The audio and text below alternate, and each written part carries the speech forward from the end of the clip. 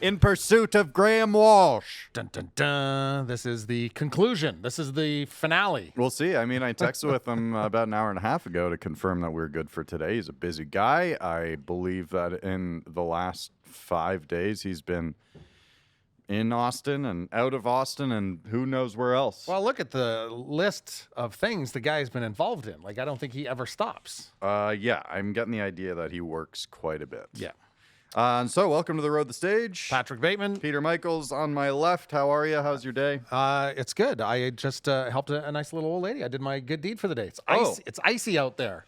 Do you tell her you're running late? I Find someone else? I helped her to where she needed to be, and then she kept talking, but I just kind of Where was it? just around the corner of the back of the Oh, building here. It's all that was very nice. icy in that parking lot, and she was Yeah.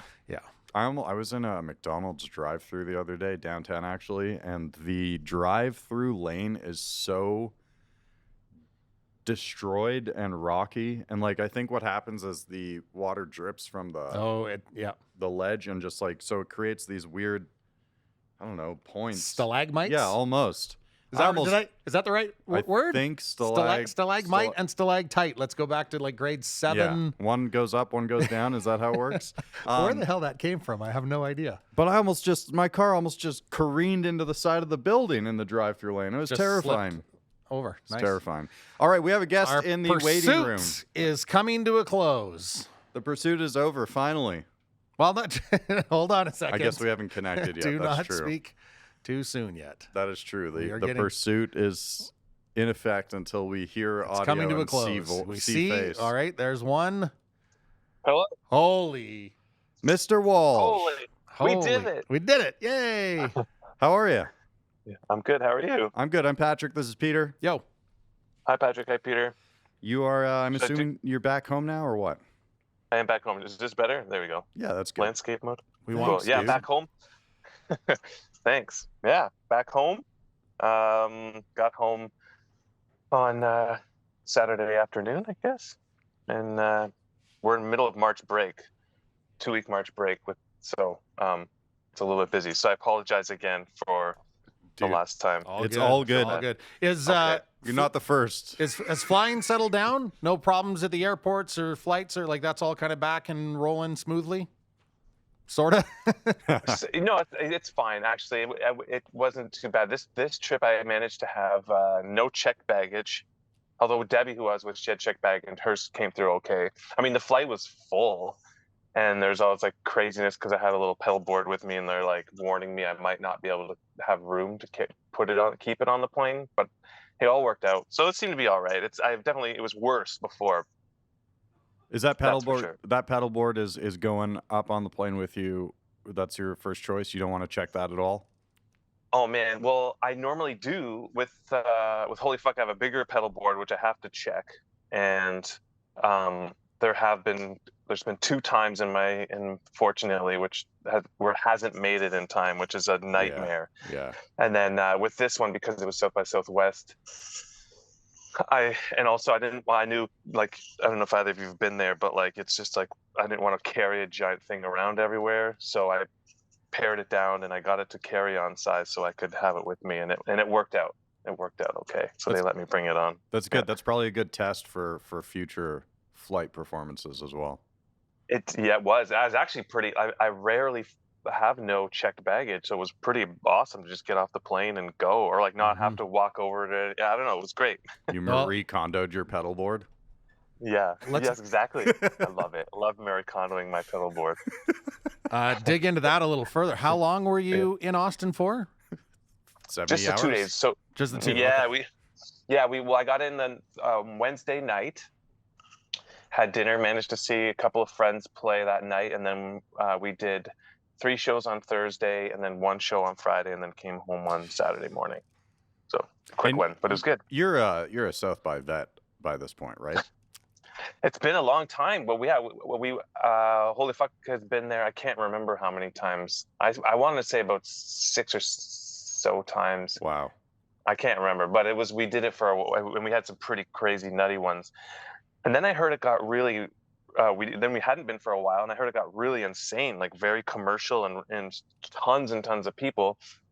And then I heard it got scaled back, and sure enough, when I was just there was a lot more chill. It was really nice, actually. But I think there's like a tech aspect of the South by Festival now, and a comedy and side of the festival, and the film festival, of course. So it's, in some ways, the whole thing's gotten bigger, but the music side of it isn't as nutty as it once was. Interesting. It's funny you mentioned that, because even just I've never been to South by, but kind of paying attention to what's going on, and there were a couple versions in the last few years that seemed incredibly corporate, like very, very corporate. So that's good to know that. And just it may not be that way in entirely. Sponsorships of events, okay. Well, and the tech side of things invaded it, and that became huge. And of course, it's in Austin, which is one of the, hype cities of the U.S. So yeah. And I heard, like, I would just talking to a friend who runs a label down there. He would have, new artists going down, new signings, and he would have showcases for them. And he would, the promoters from European festivals would be down there, and he would be trying to get those promoters to see his new acts play. But in the meantime, they're all watching like Snoop Dogg do a secret show on the Doritos stage in downtown. So it was like, it kind of defeated the purpose of what this thing was all about. And I think, fortunately, they kind of figured that out. Although I can't remember, somebody big was down there this year playing. But it's definitely a lot. It's friendlier for newer up and coming bands, and I think now. So it's sort of the point of it. Did Holy Fuck have any of those like crazy moments, South by moments, making industry connections back in the day? We got a booking agent through South by, for sure, and I think we definitely benefited from it. The first one time we were down there, we were unsigned, and had an awesome time. It was like an early time of like going somewhere we'd never ever been before, and playing for a packed room full of people who were just happened to be there, and made fans and friends and connections. So that was, I don't know what year that would have been, 2006 maybe, but for sure, it was great. 2006 maybe. Don't get me started. I did want to ask, like, do you consider Holy Fuck to have hit the 20-year mark yet? No. You're getting close though, right? Almost. We're almost there, but not quite. Yeah, which is that trips me out. But stop rushing it. What? I know, exactly. I mean, it's just. I mean, when you start doing the research, it's pretty wild to kind of look back. And I don't need to tell you this, Graham, but it's wild to look back at how much you've been involved in and for how long in this industry in this country. It's pretty amazing. Yeah, I always knew. Well, I tried to be as aware as possible, and I even remember like having moments in the height of it, in really good times. Not that it's not good now, it's still good, but just like take this all in, because you never know. And so I've had moments where I like been on a stage, or been getting ready to perform a certain thing, or just gotten off stage doing a thing, and just trying to take as much stock as possible, because time goes fast, and we have been fortunate to have opportunities available to us that not everybody has, which has been great. Yeah, no kidding. To go places. Yeah. And great to hear that you were able to be in that moment and have that, to look and say, holy shit, we're here. Yeah. Absorb. Like, you guys, like, is there a major festival you haven't played? Coachella, Lollapalooza, Glastonbury, like you've done like all of them. We had a good run there for a bit. We've done, I have no complaints, obviously. We've been very, very fortunate to do some fun stuff, for sure. Yeah, and I mean, what you're doing right now, I think initially the reason why I reached out about a month ago or a few weeks back was because I realized that your name is all over these new DEBBY Friday releases, which are fucking unbelievable. Thank you. And that album is out this week, right? Yep. How long have you been working on this? I'm bad with time, but we met up, it was like pandemic times. Maybe it was just over a year ago was when we first got teamed up. And she sent me basically all of her Logic sessions in her tracks, and then we passed files back and forth. We did some of those like over the internet, like Zoom, no, not Zoom. What do you call them? Like audio movers, where you like through the internet you can hear. I could play her my Pro Tools session and stuff. So we did that a bunch of times, and then she came to Toronto for a week, and we did the vocals and did more sculpting and mixing and whatnot. But yeah, it was a long time, but she's the best. Like I've been fortunate to work with a lot of incredibly talented people. Yeah. Like and she's like, yeah, I have no worries about Debbie. She's such a hard worker. She's so talented. She's a force, like on a lot of fronts. Yeah, it's been fun. So, and then for this project, she reached out to you to work together, or through her label? Okay. Yeah. And we didn't know each other beforehand. She was living in Vancouver, and yes, hence the remote working. Mhm. But yeah, I mean, immediately hearing her stuff, it was just like it resonated with me in a way that it was just exactly what I wanted and what I wanted to be part of and help. Like, yeah, it was great. And yeah, and immediately kind of hit it off. I don't know. Yeah, it's kind of funny to work with, like, yeah, we had phone calls and Zoom chats and stuff like that. We started out remotely, and then had a long session in Toronto working together. And then she's since moved here as well too. Now we've been doing live shows together. Yeah, how is that? How do you feel about taking, transferring studio to stage for the Debbie Friday project specifically?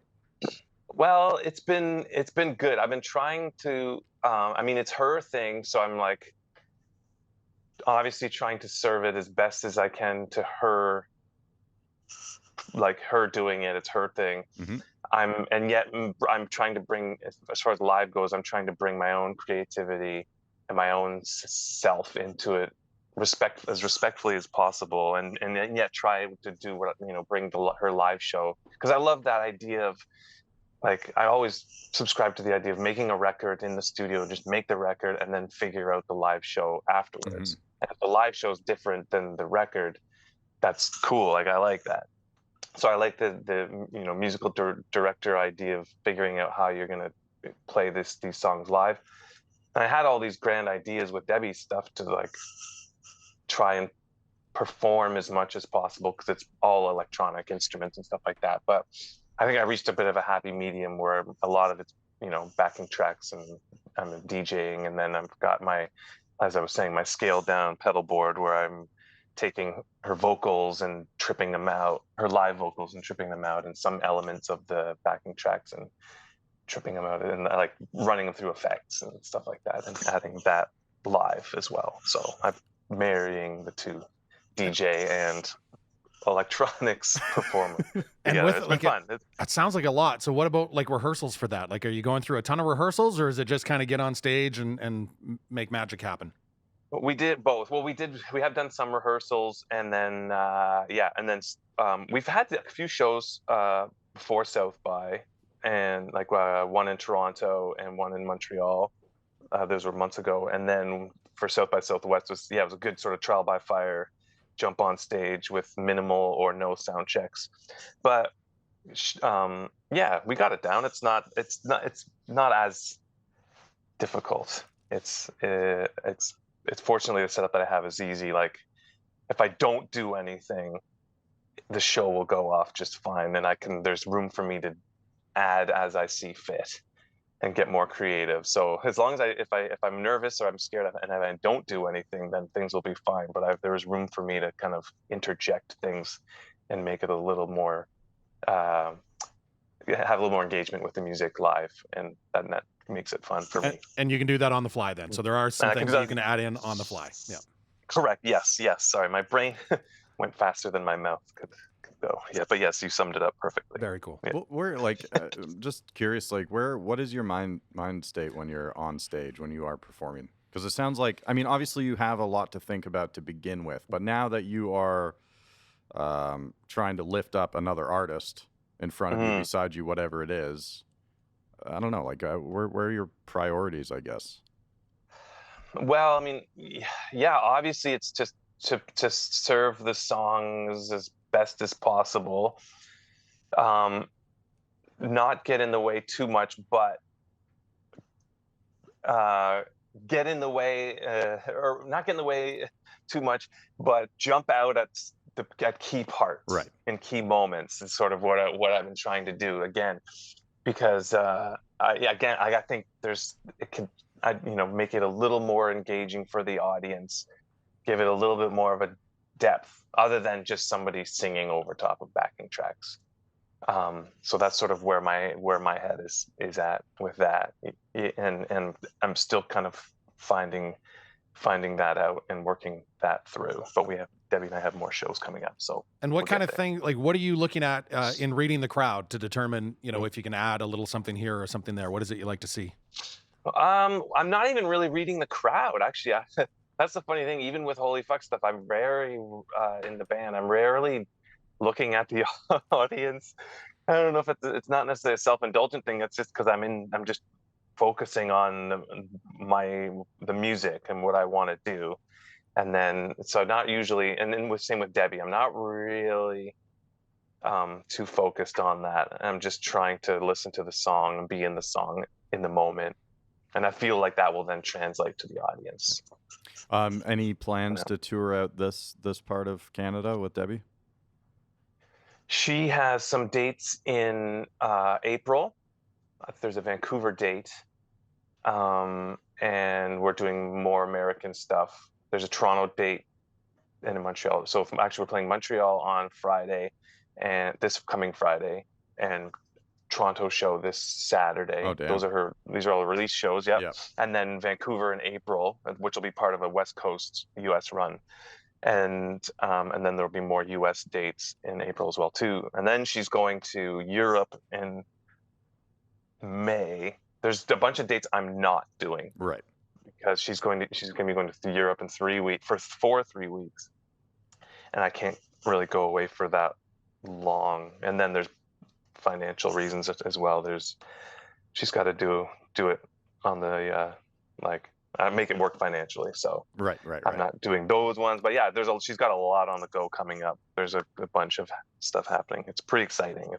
It's awesome. Do you feel any way about this album compared to ones that you've worked on in the past that's different or brings you more excitement going into 23?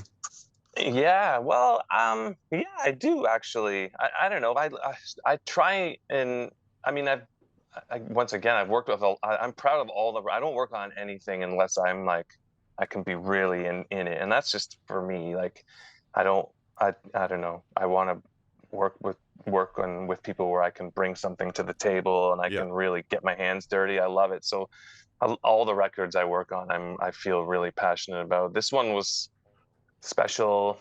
I like working one-on-one with other artists. It was super fun because she basically came to me with these these songs in Logic that she had and these sessions, and it was like, help me finish these. And so this one was fun. It was a little bit more involved in like sculpting and editing what she'd given me. And I was, adding bits here and there where appropriate, and then mixing as well too. So this one felt good. Like, some records I'll mix and that's super fun for what it is. Some records I'll engineer only, and that can be super fun. And this one was a lot of everything, and getting involved extra creatively as well too, which was really, really fun. Did you choose the Michael Shannon sample or?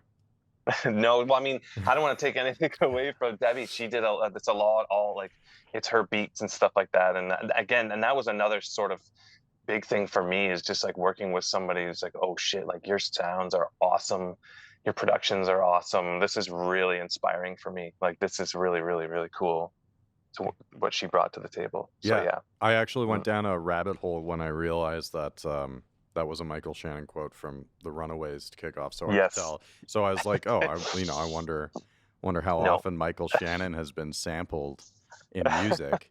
Have you tried ChatGPT yet? Yeah, a little bit. Yep. So I asked ChatGPT, where is Mike? What songs are Michael Shannon voice lines sampled Uh-huh. on? It looks. I mean, I don't know if it's right. It might be pumping out shit, but I've got a list of like 10, 13. There's Kendrick, Danny Brown is here, Run the Jewels, Phoebe Bridgers, Death Grips, Action Bronson, Adams for Peace. I got a fact check. I was gonna say, you sure it didn't get mixed up with Molly Shannon maybe at some point on? That would be even more strange if there were a bunch of songs sampling Molly Shannon. Michael Shannon, I understand. Yeah. It's a legendary voice, intensity, humor. But yeah, anyways, I didn't know. Maybe that could be a producer's signature, is just making sure Michael Shannon voice lines are in all of their songs. Yeah, exactly. That's an interesting rabbit hole to go down, because now that you've got the list, I would want to go and listen to all those songs and find the samples and see how it got used and stuff like that. Is that something that you have? Like, I was listening to some of your solo tunes that you've released, which a lot of them are years and years and years old, right? Your electronic mixes. Is that something that you play around? Do you often hide things in your production? Well, as the more and more I work or make stuff, the more I realize I love sampling and samplers and stuff like that. I have a bunch of analog synths and things like that, and they're cool, but I've always been really engaged with sampling and samplers and recording sounds and capturing other sounds and turning them into things. And like there's a song on like a Holy Fuck song starts, the main loop is like a heartbeat that's just completely warped and morphed, or like noise floor from a piece of equipment. You take that and you kind of chop it up or morph it into a loop or something that pulses or whatever. So I'm always doing that kind of stuff. And even recently just built another, like a modular setup that's all based around sampling and sound capturing and manipulating those things and coming up with new sounds and stuff. It's really fun and inspiring, and it's sort of to me it's a good way of making yourself as close to the audience as possible, because you're just taking other things and I don't know, you surprise yourself and you hear it and things in a new way, and that they send you off onto tangents and help you songwrite. And are you mining some of those sounds yourself? Like, are you, say you're out for a walk and you'll hear a click or something somewhere and you'll go record it? Yeah, and do something. I'll do that. I have a Zoom recorder. Often a lot of times it's records too. Like I have a couple record players down here, and sample that way. I have one Caliphone record. Lately, the last few years, I've had this Caliphone record player for over 20 years, but it's been fun to take vinyl records from, and you can slow them down, and it'll play 16 speed really slow, so you can just it's like you're unlocking a whole other dimension of stuff. So you find minimal classical records or anything, and you again, it's like you're the listener, you're the observer now, and you listen to sounds completely manipulated, and then you hear something that strikes you and you just capture it. So yeah, and that's the beauty thing about sampling and capturing and mining things, is it can literally come from anywhere. Yeah, and I imagine, and again, just with the longevity that you've had it in as well, it's limitless, right? Because you can, it's limitless. Absolutely limitless, yes. My last cell phone died because my windshield wipers last winter the ice was on the windshield in the perfect spot where it made the best drum loop. And I captured it with my phone. And then my phone died and I lost that one. But that was another good recent one. You can never recreate that either. No, the feel was just perfect, and it's gone. But were you driving when you realized that? No, fortunately not. I was in the car. I was parked waiting for my daughter, and I think there were windshield wipers were going off, and I was like, damn. This is great. This slaps. I love that. Yeah, totally. That's interesting. I never really thought about that. I mean, I feel like you could almost drive yourself crazy with the limitless opportunity for sound. Yeah, you can't go anywhere without hearing something, right? Like, yeah. Yes. Well, I don't know. It's all I live in music, and I'm trying to always hear stuff. So it's not. I guess I'm crazy all the time. Is there ever like, do you ever just check out? Like, is there ever a chance to just turn that creative brain off for a little bit? Sure. Yeah. It's not that bad. It's but yeah, I can turn it off, I guess. I don't know. I'm always like listening though. I was gonna say, I get the feeling you probably don't want to turn it off very often, right? Not too much, no. No, not when you're in discovery mode. Yeah. Well, unless you have also there's the tools nowadays to like I have a portable cassette player that I've brought around with me from time to time. But like with you've got your phone. It's obviously like if you hear something, you've got your voice recorder, and there's always you can record it with your phone. It's always there, so it's easy to grab stuff. Okay, I want to go back because I know we haven't established Holy Fuck as a full 20-year band yet, but we're getting there. It'll be there in a couple years. I'm just curious because it does sound like the birth of the band was maybe a little different than how other bands are born or realize their creativity. So can you tell us a bit about dependent music? Yeah, a little bit. That was Brian's thing. Brian started Dependent with a couple friends. They had the idea of, I think it was more of a collective than a label. I think they didn't want to make it more of a label. They just wanted to make it a collective. And I mean, he's always looking out for new music. And this, of course, the scene in Yarmouth and in Nova Scotia there was amazing stuff coming out of there. And of course, made sense to try and showcase that.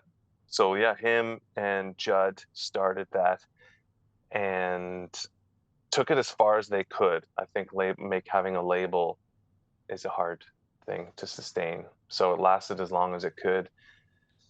But yeah, I think me being an Ontario guy, I wasn't as like in the circle. I was sort of, when I started playing with Brian, I was brought into that world, and it was rad to see that community that they had out there. So it's a wonderful thing.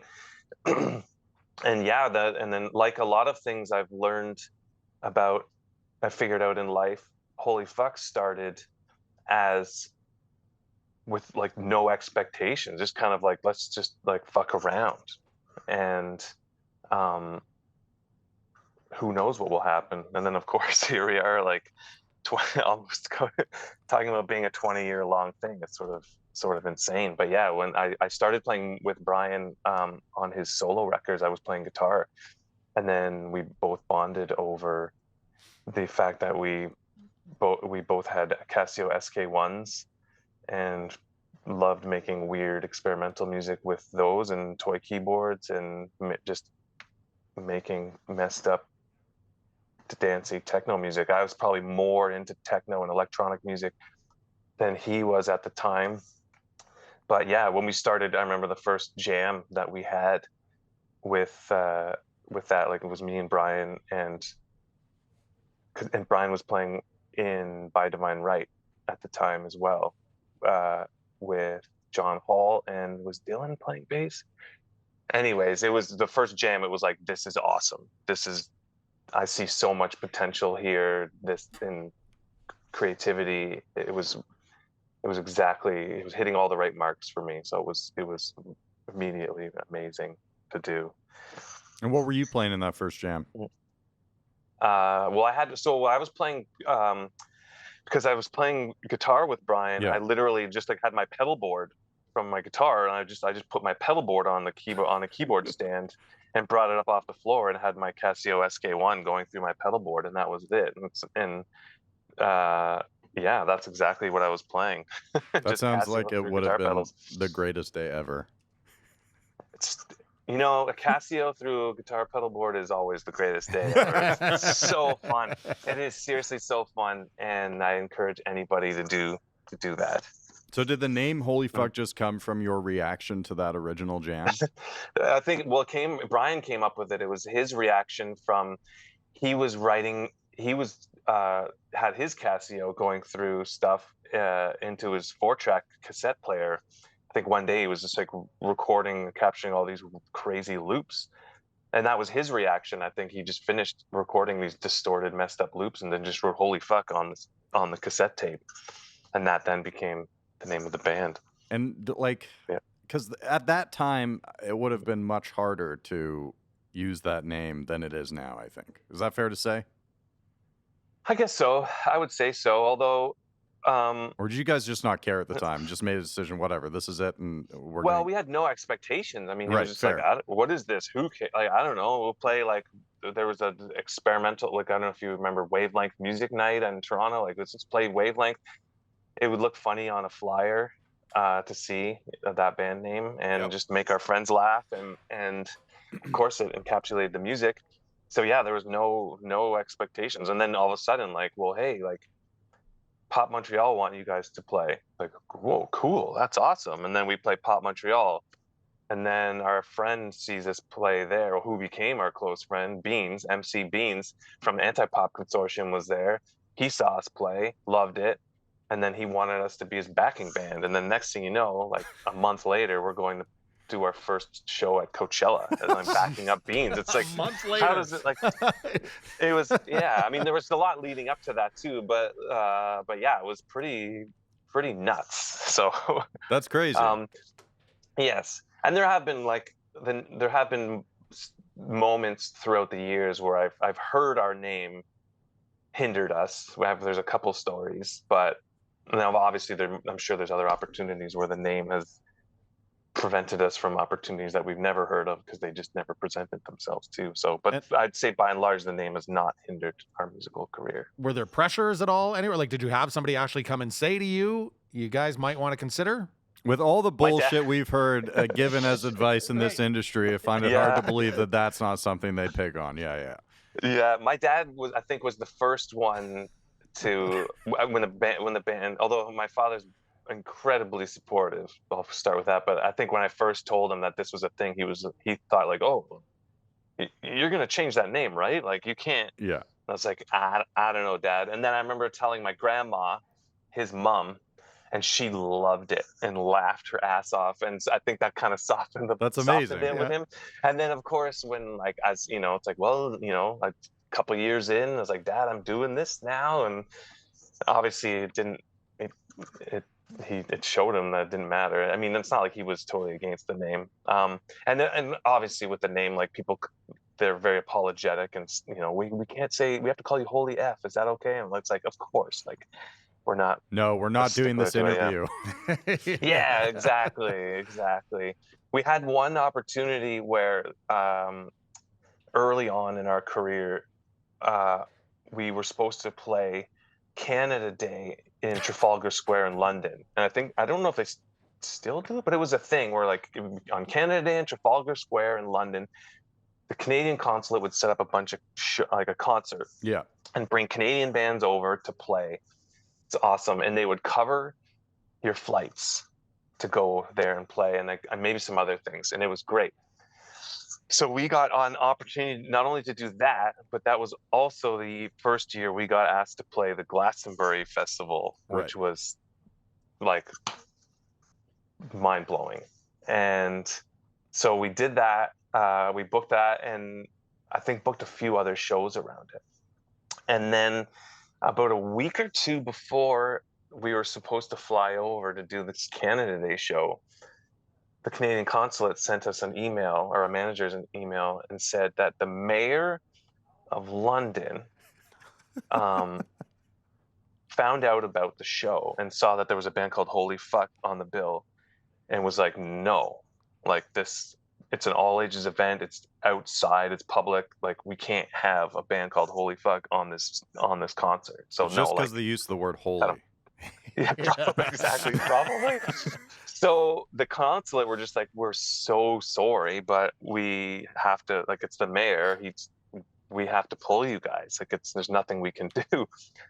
And which meant our flights went away. Oh man! Our flight costs went away, and it was like, I want to say it was a week before or whatever. It was a ridiculously short amount of time before we're supposed to go. And we're supposed to go to do Glastonbury, and this was early. We're broke, so we basically had to suck it up and buy 4 flights, last minute flights to London, England, so we could go over, like maxed out all our credit cards and go over, and we did it. Sure enough, and we played, and it was funny. But that was one huge moment. And then someone told me recently that the mayor, who would have been the mayor of London at the time, Was it Boris, would have right? been Boris. Yeah. Yeah, it would have been him, because it was probably like 2007, maybe 2008. I don't remember I'm bad with the years, but yeah, it was probably, and then that, which is also extra hilarious because it would have been Boris. Anyways, that was one epic one where our name hindered us, and we kind of got fucked, but we still went over and did it anyways and sucked it up. It is kind of nice, though, from my perspective, to be in a position where you were responsible for the mayor of one of the biggest cities in the world wasting their time on something completely fucking meaningless. Completely, yes, exactly. Yeah, exactly. And it had to be Boris Bojo. Mm-hmm. Oh man, yeah, I did because I had a blast actually doing some research a week or two ago, and just some of the headlines of articles and blogs like holy fuck, and holy fuck, so good, or holy fuck, help Chrysler build a new car company. I found that blog post from 2009. Holy fuck, help Chrysler build a new car company, and it reminded me of how frustrating mid 2000s music blogs must have been as an artist, because there's so much like cynicism and anger. But at the same time, in this specific blog, he's like calling out Chrysler for using a holy fuck song to rebrand their company, and also kind of calling out the band for selling out.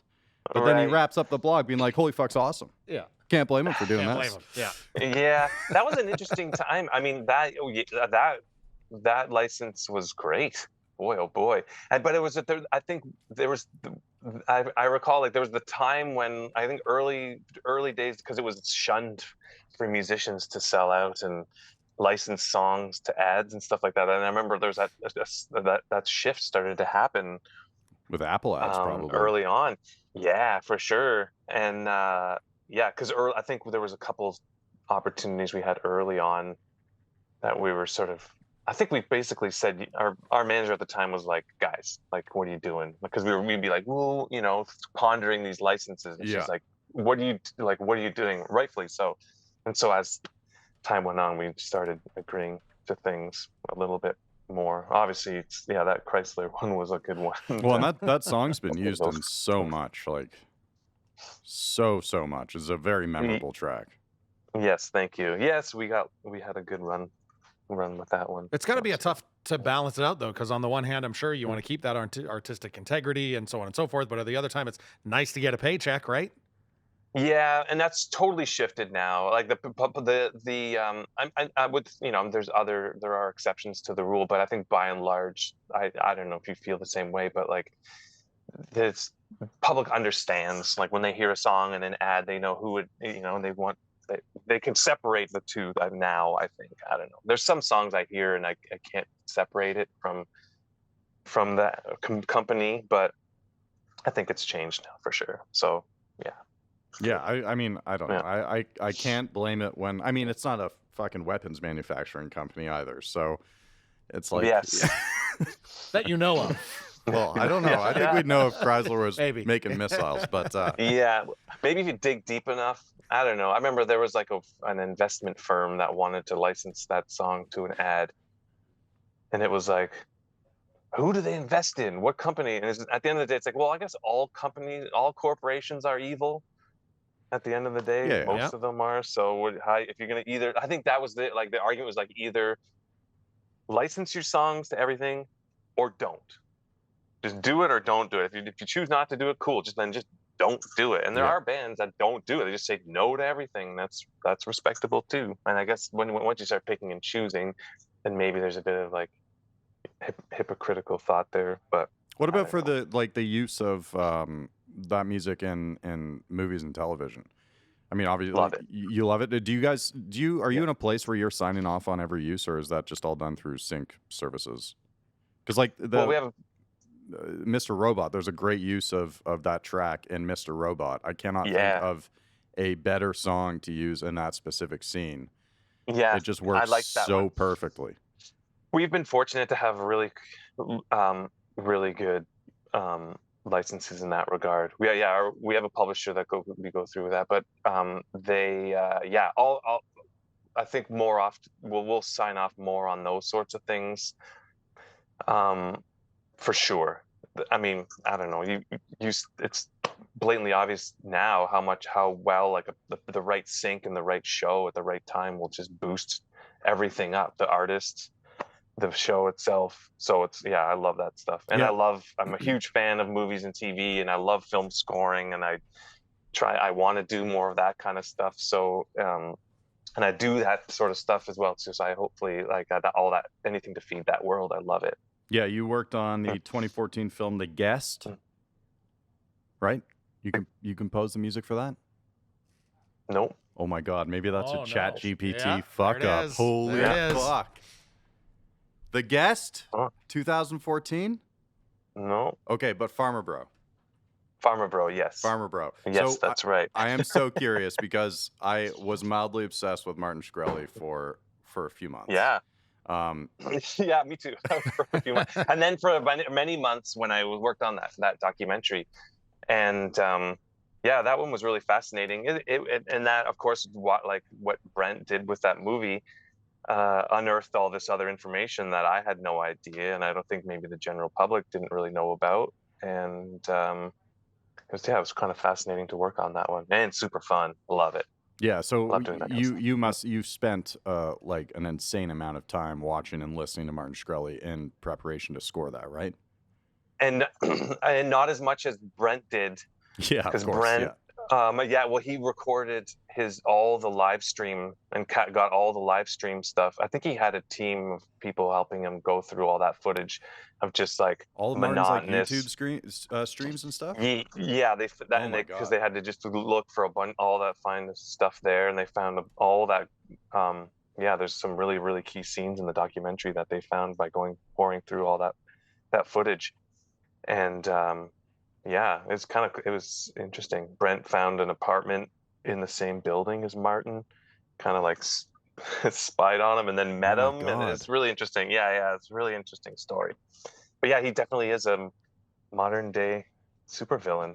It's kind of funny. It was such a fascinating time because when that was all going down, there was something about me that really wanted to appreciate what he was doing, or the perspective that he said he was doing it, that he was coming from.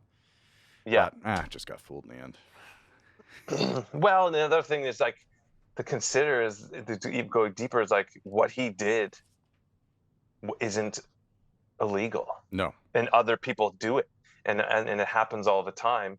And the only reason he came to light is because he's such a shithead, Yeah. and he's just such a wiener, His and ego is insane.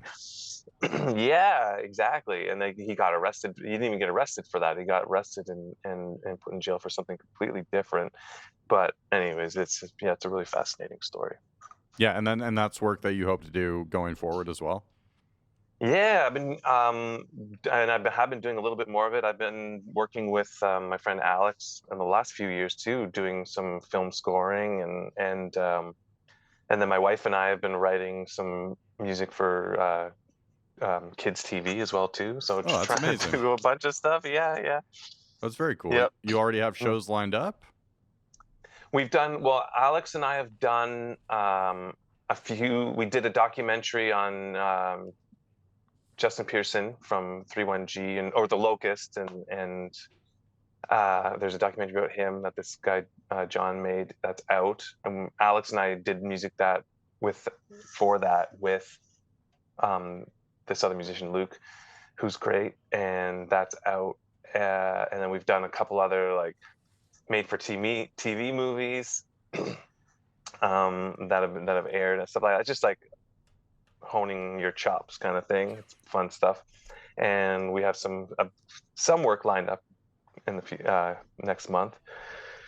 And then Julian, my wife, and I have been that was sort of a pandemic job that came about of writing music for some kids shows. She's got a degree in early childhood education music, like for Suzuki music for young children. So that helps, like that kind of got her foot in the door with this production company. And so we make just real fun little kids stuff, and I don't know if it's good. It sounds amazing. Yeah.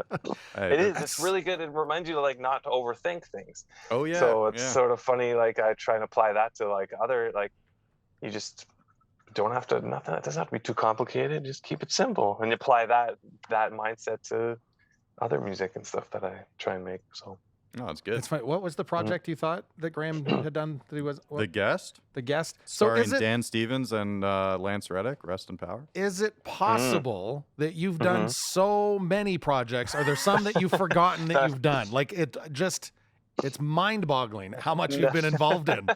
You can't No, possibly remember every project.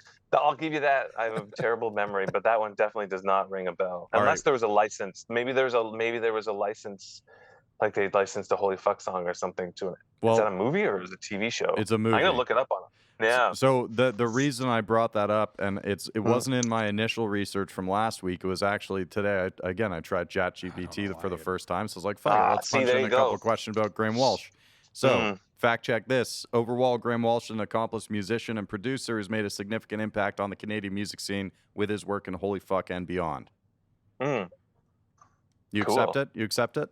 I Humbly. Sure. I appreciate. Thanks. They have also collaborated with a number of other artists, including Bjork, Nope. Feist, Not David really. Bowie.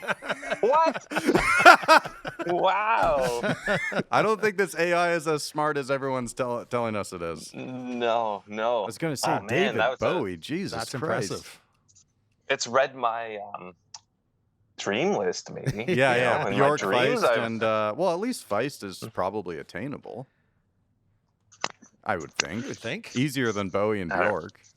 for sure. Bowie definitely. Well, I very mean, difficult. we live in the same town. That's true. I did like, because the first time I was really aware of you was because of your Nude remix way back in the day. Now, Yep. was that like a situation where radio had kind of released the stems for Nude and given it up, or was this? Yeah, it is. So that was kind of the start of their remixes projects. They were. It was an early one. We shared the same label with them at the time, okay. and it was and it was sort of like, hey, they're gonna do this, and they sent us the stems out.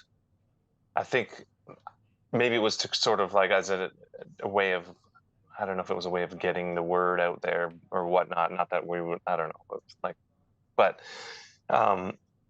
yeah, it was we were I guess we were the first ones to get the stems, and then they put out the stems to everyone, to the general public, and then we spent we drove ourselves insane doing that whilst on tour. Oh my God. And asked a friend, we were on our way to Los Angeles, asked a friend there if they could find us a studio, which they did. We went into the drummer from the Stone Temple Pilots studio and recorded overnight. Like they had another session in there during the day, and we got there in the evening. I had to wait until the engineer there or the producer there was done. So we basically recorded and worked from like midnight to 5 a.m. or something through the night, and just tracked stuff, and then continued to work on it and edit it and mix and add stuff in the van on tour, and then delivered it. Yeah, it was kind of crazy. So you're telling me at the beginning, early stages of your career, you receive the stems to a new Radiohead song with the request to do something with it, and no one else has on the planet presumably has had that same request at that moment. For that moment, yeah. That's insane. Yeah. It was awesome having, it's like Tom York isolated vocal track. Maybe it's less special now. Wow. Like there's those things are floating around, but at the time it's like, yeah, this is awesome. That's fucking wild. I have to imagine that they're a pretty influential band on you. 1,000,000%. Yeah. Big time. And remain to be, and everything they do. Smile is awesome. Big fan for sure. Are you? I just like personally want to know, but is Amnesiac like the god tier record for you, or do you prefer the other stuff? I love I'm going to give a very diplomatic answer here, and say that I love everything. There's like there's shit on every record that I've absolutely loved. And so yeah, I wouldn't say there's one album in particular, because I like Kid A as well a lot too. That's a good, that might be one that maybe more formative to me than Amnesiac. That's why it's hard. I can't. Well, Amnesiac's And like then- you're fully in the water. Kid A's you're starting to dip your toes. Well, I like dipping. I guess maybe because that's the thing. Because I don't swim. I like swimming. Oh, okay. And okay. I rarely do I dive into the ocean, but I'll get in up to my waist, and I'll like, if the pool's too cold, I'll dip my toes in. I'm trying to speak metaphorically here, but I don't know. But the thing is maybe why I like Kid A a lot is because I love OK Computer. Yeah. And I remember when that album came out, I remember sitting in my car and they were like premiering it over the radio, and like hearing this shit like on a rainy day in my car and just being like, what the fuck's going on here? Yeah. And that really, really hit me at the perfect time in my life. And then of course Kid A happens and you're just like, yeah, like that's the middle of the bridge and you're like, this is sick. And then Amnesiac I love. So yeah, I can't decide. And then I have like a playlist of like where everything from every record is sort of where I mostly go to. Oh shit, I'd love to see Yeah. that. Is that a public playlist? No. Yeah, it's in my head. Yeah. Very, very cool. I was very curious about that. I'm going to pick your brain on how do you keep your brain organized? Like you have to, with all of this shit going on, you have to be the most organized person on the planet. No, I try and write lists, but I'm not very organized, and I do get forgetful, and I forget emails, and that really makes me sad and gets me down. And I do try not to I try to organize things as much. I just try and be busy, and that's the thing. Like, I don't know, it's hard being a musician, and I love doing it, and I love doing a lot of different parts of it. So, I guess if I have a lot of plates spinning, I'm running around spinning them all. But I don't know. I try to keep things as organized as possible, not too busy to the detriment of something. Yeah. So yeah, I don't know, but you're right. I try and keep that in check. Because I mean, we've been talking for I think almost an hour, and we haven't even mentioned Noble Rot yet. I know. Well, that's the future. The future is awaiting. Right? Yeah. Another zero expectations project. That is, again, like, see, I don't know what will happen, where it will go. It's exciting. Alex and we've known each other for years and years and have been kind of in each other's orbit for a long time. And right before maybe early 2019, we started getting together because, again, like keeping with your like all the musical things I like to do, a lot of it has a purpose, and it's great to have a purpose for your music and your art. You know, you're going to make a record to hopefully put out, or you're going to help somebody make a record that's going to hopefully come out, or that's going to come out. But rarely do we get together for no reason. And like linking it back to being a kid and just like inviting your friend over to come, like just to play.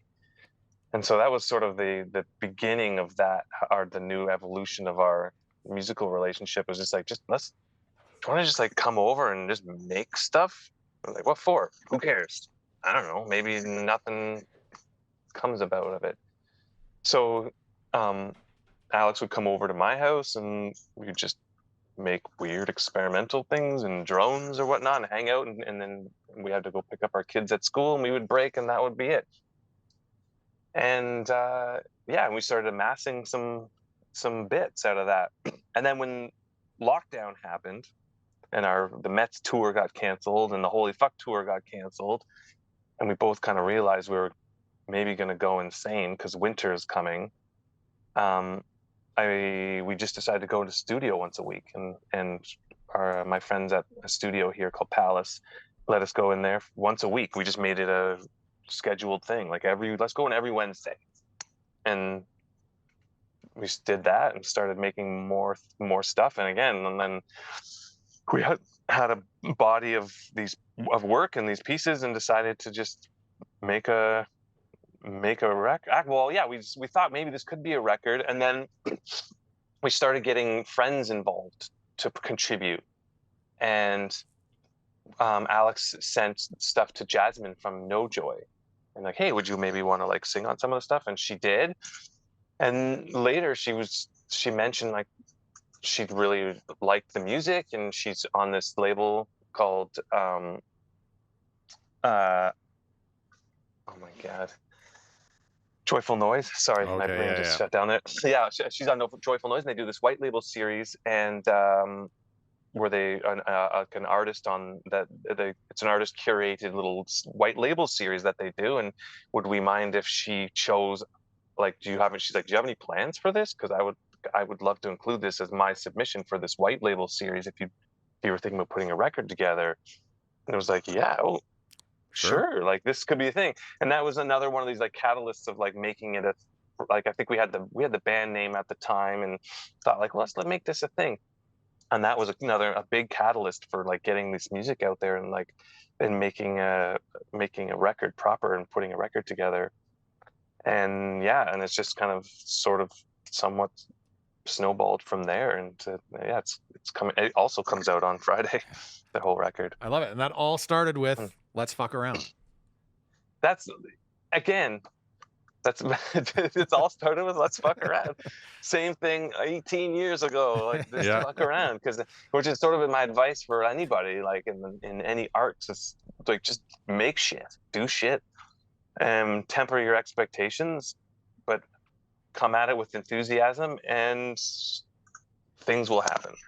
It may not be what you expect it to be, but as long as you follow the path, you'll get somewhere. Yeah, and don't set your expectations too high. Yeah. Well, especially not in this day and age. No, but it's I don't know. You got anything else? I'm good. The only other thing that I will mention is that another reason I really enjoyed doing research for this interview is that, believe it or not, we're almost this is episode 90. In the episode ballpark? 90 of The Road to Stage is the first time that I've rewatched an old Jean Gomeshi interview to prepare, and I completely forgot that. Oh yeah, that's one of the guys that inspired me to get into radio. Nice. I forgot about that, and now watching old Jean Gomeshi interviews. But you've got your Tom Power interview down now too, so we can forget about the old one, I guess. Yep, that is what it is. But I love it. I love that you're doing this podcast. It's great to be a part of it. And thanks for having me on. Thank you, Graham. We really appreciate you taking the time. We got you. We got it. Yes. The pursuit is done. Sorry about that. Don't worry about it, dude. It's all good. It's all good. Okay, cool. All right. Thanks again, and congrats on the all the music releasing this week. And just thanks, man. Keep fucking around. Have a great year, dude. I will. All right. Take it easy. Peace. Right on. Are we still recording? All right. Nice guy. Super nice guy. Guy. I just love with people like that too, to try to get inside and figure out how to, because there's so much. I've got like 3 biggish projects on the go this week, and I'm ready to just fucking shut down. Well, I mean, I just want to shut down. Yeah, and I mean, we could have brought it up, but we didn't even talk about half the shit. Like, the guy's been involved in records from Hannah Georges, July Talk, Born Ruffians, Mets, Preoccupations, Bully Lights. The list goes on, and Always is on there too. Did I say Always? Nope. Anyways, it's crazy how involved he's been in the scene. Yeah. For a long while now. Not too long. Hands in a lot of different projects. So thanks to Graham Walsh of Holy Fuck, and worked on the new Debbie Friday album coming out this week. Please check that. I've only heard a few songs so far, but they've been on repeat. Super good stuff. I was glad to see the Chat GPT fucked up a little bit there. It's a shame. There's a lot of concern in my world about that Chat GPT right now. Yeah, I know, because they're going to start replacing you guys. They already have started, right? Replace us at some point, I think, right? Crazy. Over my dead body, AI. Exactly. Can AI get the amazing subscriptions we've gotten on the Communal Creative Studios YouTube page? I'll show you these hands, Chat GPT. I doubt it. All right, what were we talking about? Go subscribe. That's to the YouTube channel, Communal Creative Studios. Check it out. We're trying to hit 700 subscribers, and we're almost there. Will you be the one that helps us reach the goal? I hope so. Don't make us turn to AI for that shit. Oh, That's true. I'm going to ask ChatGPT, how do we get more subscribers on YouTube? Yeah. Thanks, Pete. Hopefully we'll be back next Wednesday.